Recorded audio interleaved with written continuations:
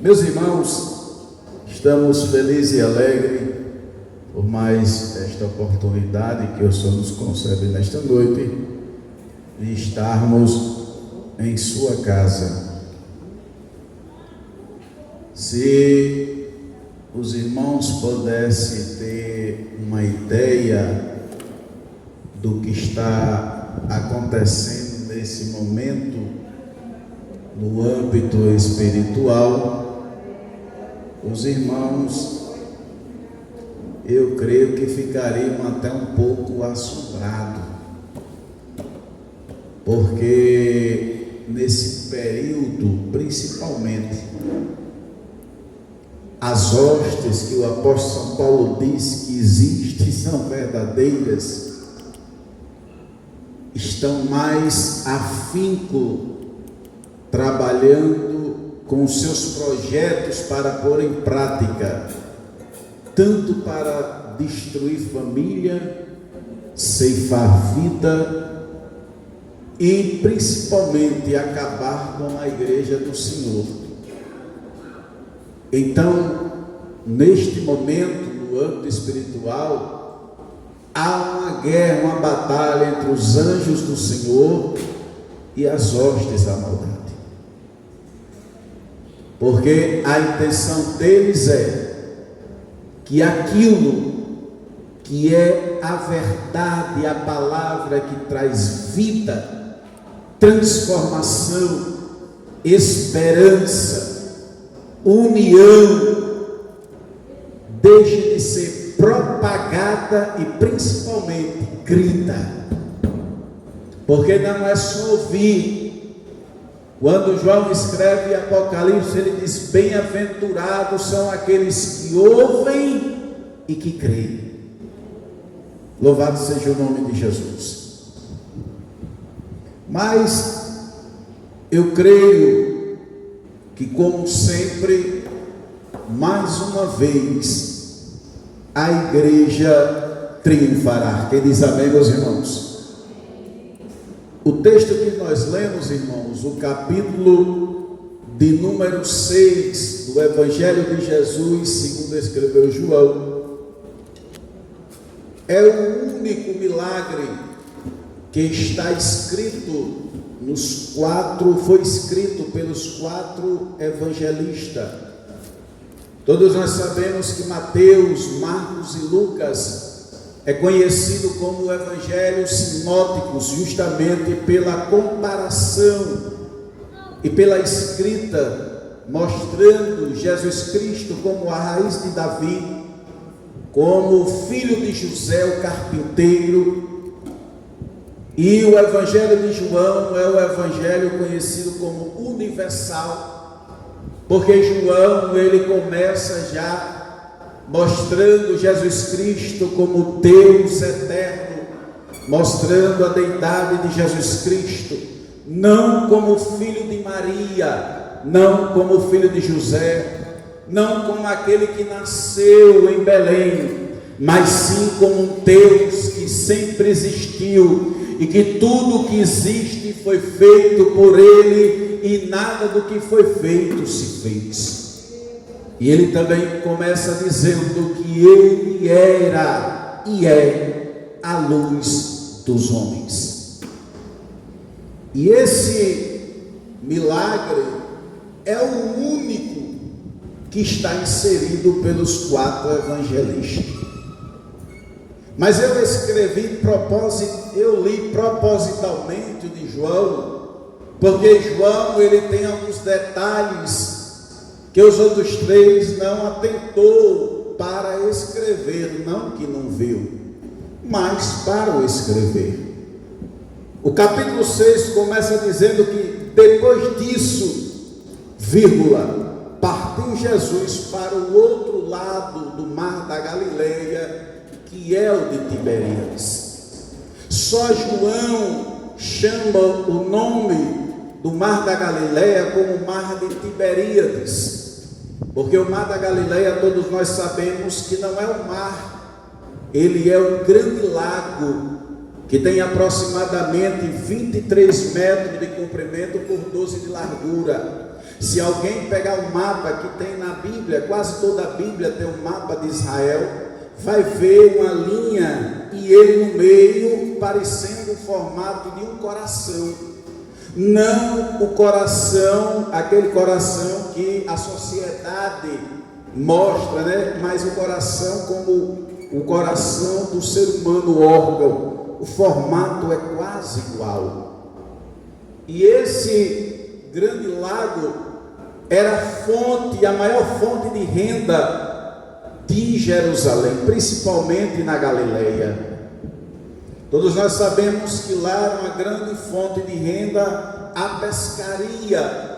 E eles não pescavam como os irmãos, os amigos de Juazeiro pesca, no arpão, mergulhando, ou jogando rede ou tarrafa. A pescaria lá era conhecida como de arraste. Era um barco de um lado, outro do outro, e eles arrastavam uma rede, uma grande rede, e por isso vinha uma grande quantidade de peixe. É por isso que um dos milagres de Jesus disse que Jesus entrou no barco de Pedro e lá estava alguns barquinhos, e Jesus pediu que ele lançasse a rede novamente, aonde tinha passado a noite toda pescando e nada tinha pegado. E a Bíblia diz que tanto Pedro encheu seu barco, como aqueles que estavam próximos. E o que eu acho interessante, irmãos, é que Jesus, no capítulo 6, que antecede, no capítulo 5, que antecede os milagres do capítulo 6, Jesus cura um paralítico que estava há mais de 30 anos esperando um milagre. E a Bíblia Sagrada diz que curando aquele homem, Jesus vai para o templo ensinar, e a Bíblia diz que lá ele declara ser filho de Deus, o pão da vida. E isso para os judeus foi uma blasfêmia, alguém dizer que era filho de Deus. Mas o que eu acho interessante, que me chama a atenção, é que Jesus, quando vai não refutar, mas sendo refutado que não era o filho de Deus, Jesus olha para aqueles homens e diz: porventura vós não examineis as Escrituras, pois é de mim que as tais testifica.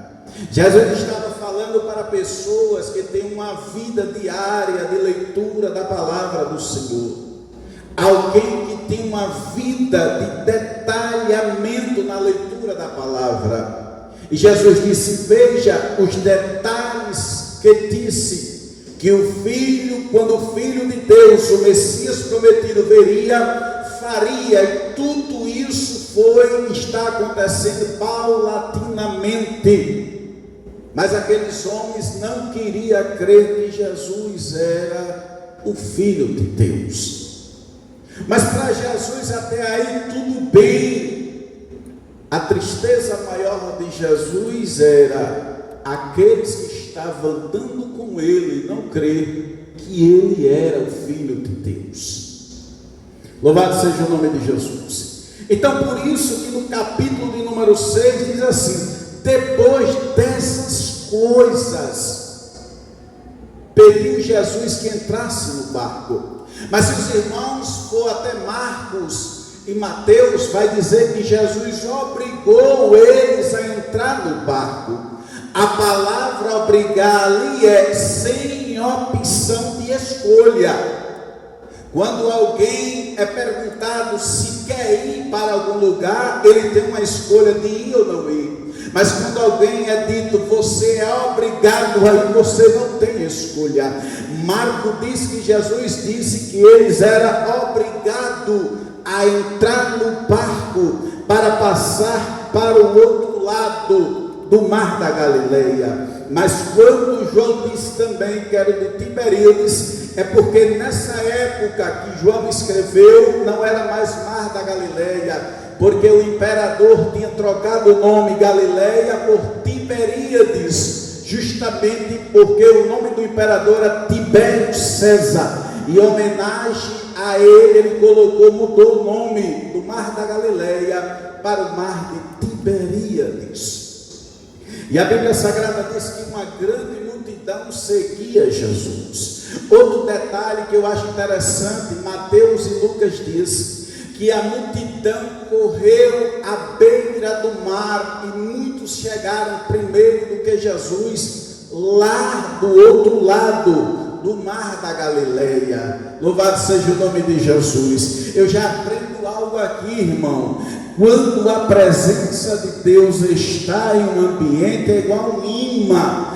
Crente, não crente, aquele que até o ateu, ele vai até Jesus, ele vai até aquele lugar, porque ele sente que algo está acontecendo diferente. Não é só os milagres, mas sim uma paz e uma tranquilidade.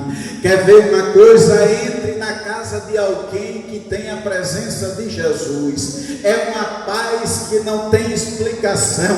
A pessoa quando sai de lá diz assim: rapaz, eu estou sentindo uma tranquilidade tão grande dentro desse lar. Será o que é? É a presença de Jesus. Louvado seja o nome de Jesus. Jesus não só curava coxo, não só curava cego, não só ressuscitava mortos, mas Jesus também libertava os cativos e os oprimidos de espírito. Só sabe o que é ter paz e tranquilidade quem já teve uma vida de opressão, de angústia profunda, sem ter mais esperança nem de vida.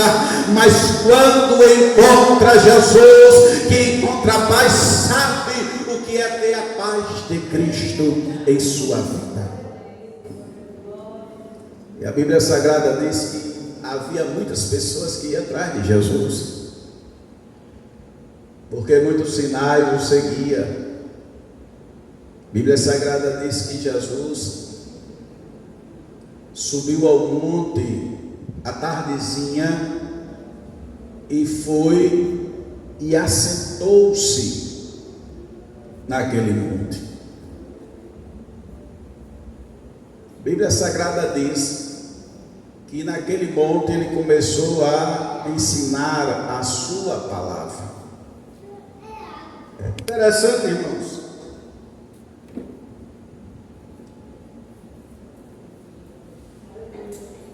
Interessante que quando a gente estamos falando de Jesus, o tempo passa que a gente nem nota. E Jesus era costume, aqui não foi o primeiro, mas mais para frente vai ver que virou costume Jesus passar dia instruindo e ensinando a palavra. E diz que de repente ele mesmo extinga e chama a atenção dos seus discípulos e disse assim: a multidão está com fome, dar de comida para ela. Irmãos, João diz que Jesus perguntou, mas já sabia o que ia fazer. Aqui para a gente que estamos lendo é fácil saber, Jesus vai multiplicar, que ele já multiplicou. Mas naquele momento os discípulos não sabiam o que Jesus já ia fazer. É a mesma coisa no dia de hoje, ninguém sabe o que Jesus vai fazer daqui a uma hora, ou o que Jesus vai fazer amanhã.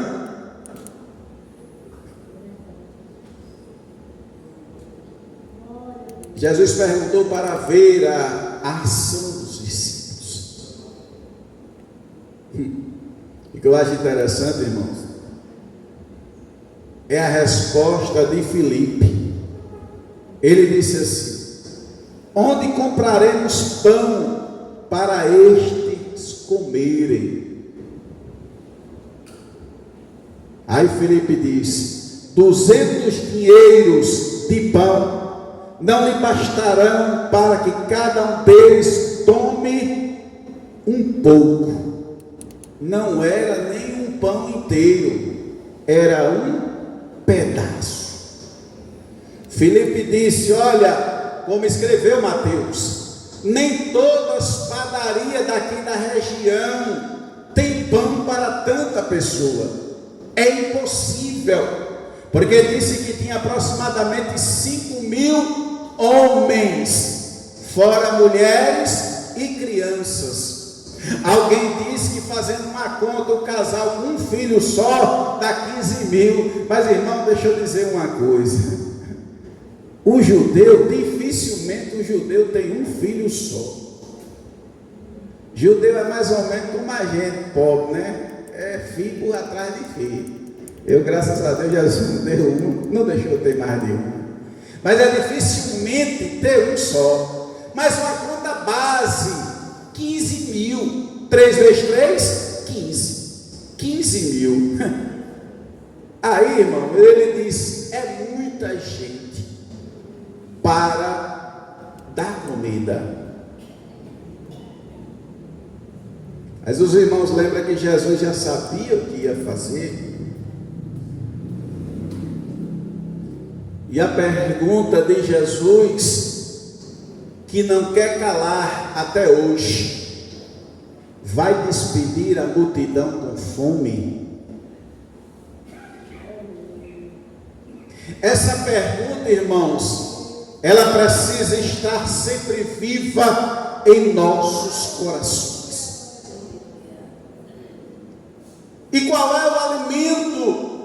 Jesus já tinha ensinado que ele era o pão da vida que desceu do céu.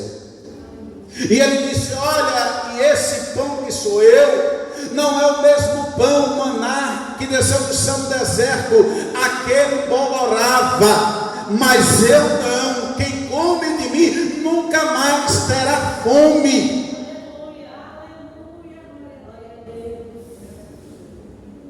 Jesus era o pão da vida. Jesus disse: vai despedir a multidão com fome. Os discípulos não sabiam o que fazer. De repente aparece no cenário André, irmão de Pedro, e com ele um rapaz. Essa palavra rapaz aqui no original só está escrito, só está encontrado aqui e lá, quando José caiu do poço. Isso tinha aproximadamente, ele tinha 12 anos de idade. Isso quer dizer que era um adolescente. E André disse assim: olha, Senhor, aqui está um adolescente. Veja que o adolescente não fala nada para Jesus. Ele falou para André. Parece até que eu estou vendo os discípulos dizendo: alguém tem alguma coisa para a gente ajuntar, fazer uma cesta, fazer um cozido, para a gente dividir a comida. Aí aparece um rapazinho: olha, eu tenho 5 pães. Como eu sou pobre, é de cevada. Por que pão de cevada? Pão de cevada no Oriente Médio, só quem come é pobre. Então ele estava dizendo: eu sou pobre, a única coisa que eu tenho é os pãozinhos de cevada, 5, e 2 peixinhos. Por que peixinhos? A palavra peixinhos aqui é como se fosse hoje uma sardinha. Alguém que abre uma lata de sardinha, tem 2 peixinhos dentro, um encontrando o outro, sem a cabeça. O rapaz estava dizendo: olha, eu tenho 5 pães caseiros, pisados de pé, daquele cacetinho, e tem uma sardinha. Será que ajuda? André disse: isso aí não ajuda não, mas vamos lá para o mestre. Jesus não quer saber a quantidade, não quer saber o preço. Ele só quer que você chegue com o que você tem e diga: está aqui, Senhor, é o que eu tenho. Oh, glória a Deus.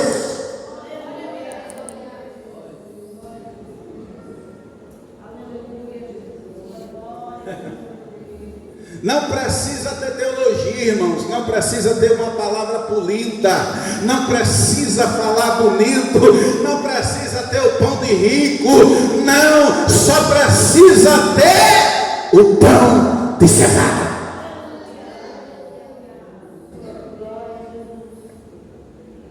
Mas, irmão, Jesus, eu não sou discípulo, eu não sou apóstolo. Jesus dá uma lição aqui neste dia. Nem sempre o alimento vai estar na mão do discípulo e do apóstolo. O alimento vai estar na mão de quem está disponível para alimentar uma multidão faminta. E estava na mão de um adolescente.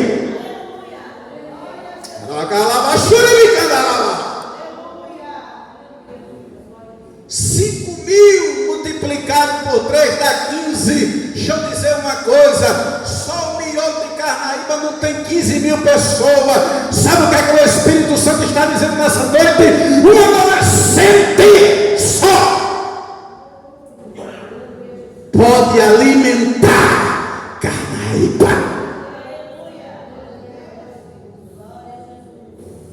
Mas o adolescente tem que estar preparado. Se lembra que já era no final da tarde, Jesus tinha passado o dia, todo mundo estava com fome, sabe por quê? Estava igual as virgens Nércia. Foram para a batalha só com combustível certo da ida. Esqueceu que poderia acontecer uma coisa e voltar, precisava da reserva. Aí foi todo mundo, até os discípulos: nós estamos com Jesus, não vai faltar. Mas foi um adolescente, ele disse: olha, a gente pode ter que passar o dia, a noite, eu só salto de lá com minha bênção, eu vou guardar os meus pãozinhos, oh glória, e os meus peixinhos. Aí só tinha ele que tinha alguma coisa. E aí André disse: e o que é isso?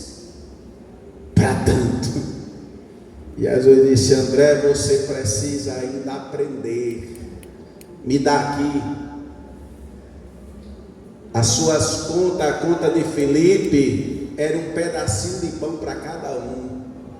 Eu vou lhe ensinar o que é um adolescente, um jovem, uma senhora, um ancião, alguém que tenha algo, que esteja disposto a me dar. O que é que acontece? Aí disse que pegou o pão, aí está os 12 discípulos, cada um com um cesto. O cesto, irmãos, aqui é mais fácil conhecer como boca-pio, não tem aqueles feitos de palha, só que era aquele cesto grande feito de palha.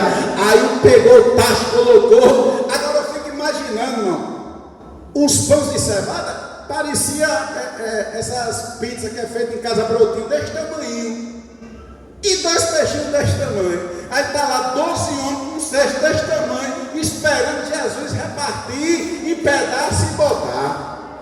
Aí de repente a Bíblia diz que Jesus faz o que todo cristão precisa fazer antes de se alimentar: dá graças a Deus. Oh, glória a Deus!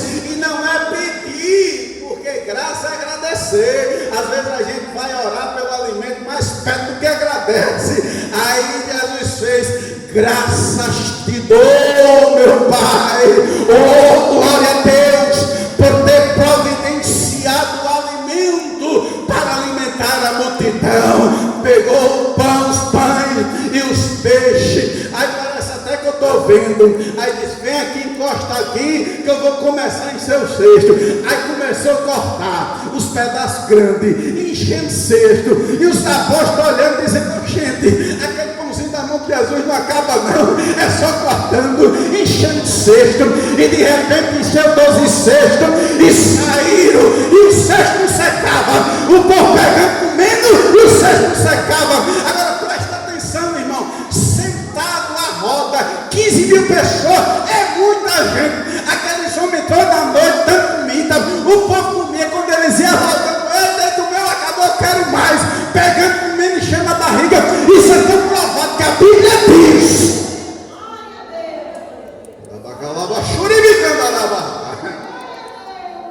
E depois que todo mundo comeu, disse: eita Jesus, que milagre! Aí Jesus disse: vocês ainda não viram o milagre, agora volta fazendo o mesmo trajeto, porque o dom é para sobrar. Sai cantando o que sou.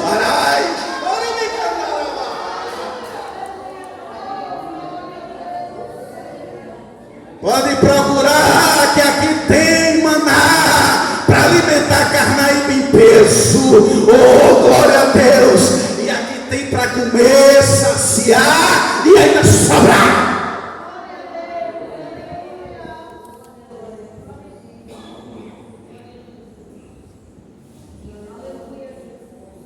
Jesus estava dizendo: olha, a Bíblia diz que sobrou 12 cestos completo. Eu fico imaginando, se fosse eu fico imaginando os discípulos ali dizendo: meu Deus, se sobrou 12 cestos, aqui se for para passar o dia, a noite, tiver mais outra multidão, outro dia não vai secar. Jesus deixou como um exemplo. Só precisa dar o que tem. Jesus não quer muito, não. Jesus não quer que você tome emprestado, que você compre fiado, que você deixe de trabalhar, que você... Não. Ele quer só o que você tem. Você não tem uma padaria? Não tem problema. Você não tem um barco, não é pescador? Não tem problema. Mas o que é que você tem? É só uma sardinha? Um pãozinho? Ele só quer isso aí. Nenhum de nós tem poder para fazer nada. Quem tem é Ele. Quem tem é Ele. Criança, adolescente, jovem, adolescente, tem como dar. E aqui está, disse André, um rapaz, um adolescente, que tem 5 pães de cevada e 2 peixinhos. E às vezes a gente fica procurando alguém para fazer uma coisa, mas a palavra está dizendo: você tem alguma coisa? Dê para o mestre. Dê para o mestre. O que é que você tem? Dê para o mestre. Olha, irmãos, aqui em Carnaíba do Sertão começou com o presbítero João Francisco. Qual era o conhecimento que João Francisco tinha? Qual era a eloquência que o presbítero João Francisco tinha? Qual era o conhecimento profundo da palavra que o presbítero João Francisco tinha? Mas ele tinha 5 pães de cevada e 2 peixinhos.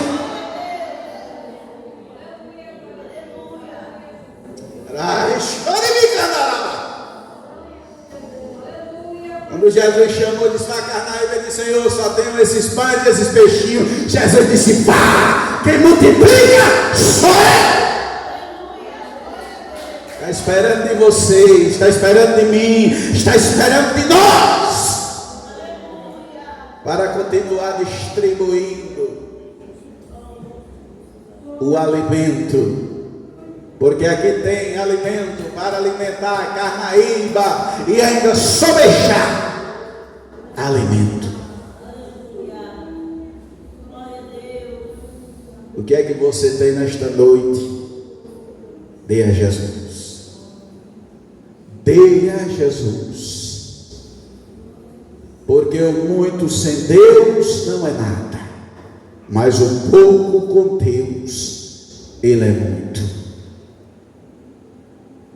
3 minutos. Quando Jesus me salvou, eu passei 8 meses sem dar um prego na barra de sabão. Fiquei devendo 8 meses de escola, que a menina estudava em colégio particular. 8 meses. Não sabia o que era fazer uma feira. Os irmãos chegavam lá em casa, eu tinha vergonha porque não tinha um cafezinho para dar. Só tinha um bico de luz no meio da sala. Jesus me salvou no domingo. Na terça, quando eu saí atrás do emprego, eu ouvi uma voz dizendo assim, nem sabia que tem isso na Bíblia, porque eu tenho uma chave de Davi, o que eu fecho, ninguém abre, o que eu abro, ninguém fecha. E eu entendi que ele estava fechando a porta de emprego. Voltei para casa e minha vida foi orar, jejuar, ler Bíblia e ir para a igreja. Mas o que eu tinha, eu dei. Não perdia trabalho, de noite, de manhã, de tarde. Os 5 pães e os 2 peixinhos. Mas quando foi com 9 meses, ele abriu a porta de emprego. Ele disse para mim: a sua prova de pão acaba hoje. Comecei a trabalhar, fiz minhas contas, só de escola era quase 1.000. No supermercado que a gente comprava, pagava um e comprava outro fiado. Eu estava devendo lá, juros sobre juros, já tinha, só Deus sabe quanto é que ia. E no meu primeiro vale, o rapaz me deu R$800. E eu ainda tinha quase 200 de ajudante para pagar. Tudo que eu faço é anotado, apesar que minha mente é igual uma CPU, mas eu gosto de pontuar. Eu olhei e disse: Jesus, o caderno é meu, mas as dívidas que aumentou foi o Senhor. Porque eu ia trabalhar, foi o Senhor que não deixou. Então a dívida agora é mais minha, não é do Senhor. O irresponsável aqui não é eu, não. O Senhor também não é, não. Mas o Senhor não deixou não eu pagar. Peguei os 800, botei na carteira. Tirei o dinheiro do ajudante. Sobrou 600 e pouco. Tirei o do dízimo. Peguei o carnê da escola, fui lá, paguei o carnê todinho. E como eu sou uma pessoa que gosta de prestar atenção nos mínimos detalhes, eu já fiquei cismado, porque só o carnê dava 800, quase 800. Já passei no supermercado, que era do lado da escola, paguei a promissória. E dinheiro na carteira, nada de acabar. Cheguei em casa, olhei o que ainda tinha para pagar, separei de a Daniela, de pague logo. Quando a pessoa está com dinheiro, tem gente que gosta de ficar com dinheiro no bolso devendo, pague logo. Eu pago logo. E dinheiro não faltava na carteira. E eu tinha dito assim para o Senhor: disse, Senhor, que quando o Senhor abrir a porta, não deixe mais eu comprar fiado, alimento fiado, que só pelo menos R$200 para fazer uma feira. Oh meu Deus! Mas R$200 naquela época era muito, meu irmão, dá 17 anos atrás. E quando eu terminei de pagar tudo, eu abri a carteira, eu disse: Daniela, o negócio agora complicou. Ela disse: o que foi, meu filho? Eu disse: só tem R$200 na carteira, falta o que ainda para pagar? Aí ela disse: de R$800, devendo mais de 2.000, ainda tirei do ajudante, ainda sobrou R$200. Porque eu estava pegando, tirando do cesto, oh glória, aqueles 5 pães de cevada e os 2 peixinhos. Não se faz nada e não se dá nada para falar para Deus, ninguém sabe. Aquele jovem caladinho disse: André, não precisa dizer meu nome para Jesus, não precisa falar que foi eu que dei, está aqui, André.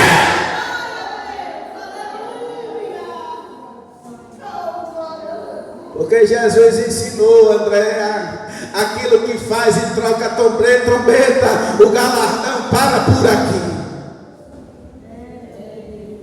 Mas André, ele disse que aquilo que se dá com a mão esquerda, que a direita não vê escondido, oh glória, está juntando tesouro no céu, e na hora certa é devolvido com juros e correção monetária.